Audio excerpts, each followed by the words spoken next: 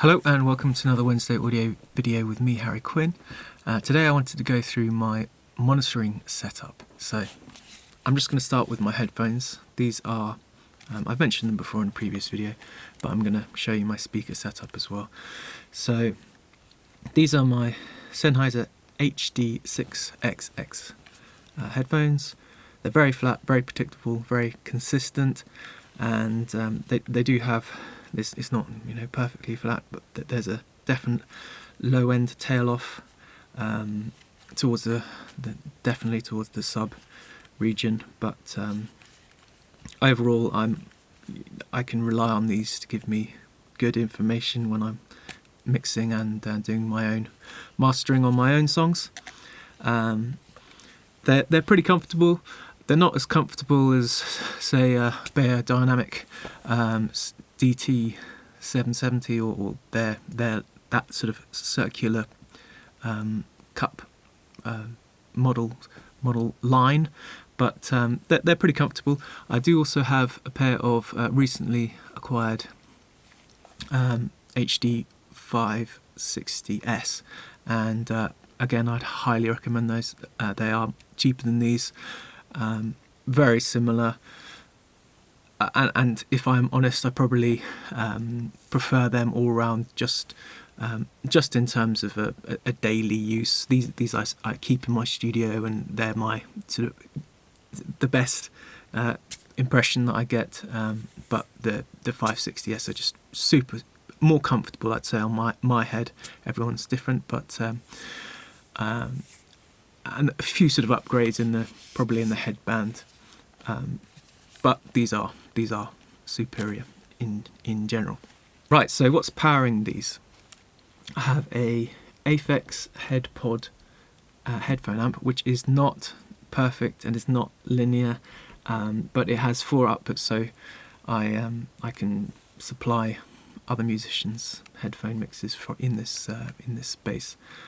But it has a huge amount of headroom and can power pretty much anything. So it's a little bit noisy, and it's very, very good for what it is. But it's not perhaps the most clinical, detailed, neutral thing, but it's definitely good enough. That's then connected to my Focusrite Claret interface. I'm now going to switch the camera around, and I'm going to show you my monitors, the actual speakers.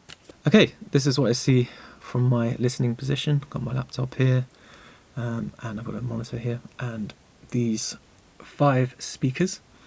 They're not on at the moment, but my main speakers are these Neumann KH80s. They're small, they are ported, and you've probably seen them in previous videos of mine. They're my daily sort of workhorse, go through everything, editing, recording, tracking, various bits and pieces. They don't extend down much below 50 Hertz, and that is with the help of the ports.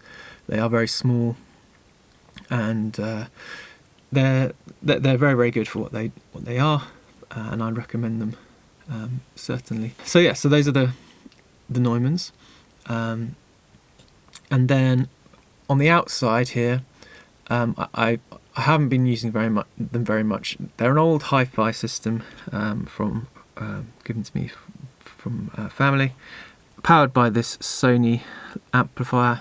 All quite old at this point, but they're sealed box passive speakers, and definitely gives me another look when I'm wanting to listen to other bits and pieces. I do have a sort of a affordable record player and radio and stuff that I've got it connected as well, so I can just have another little reference on these things. And what I've been doing today, doing a bit of mastering and finishing up some mixing. I've been listening on this Avantone Mixcube in mono. So at the moment, I've the 4 outputs here. I've got 2 stereo outputs on my Focusrite Claret, and this is the mono lead. So I have to switch things into mono inside Reaper to listen. and that is incredibly useful for gauging the mid-range of a mix and just getting the balance in that sort of phone speaker mono range.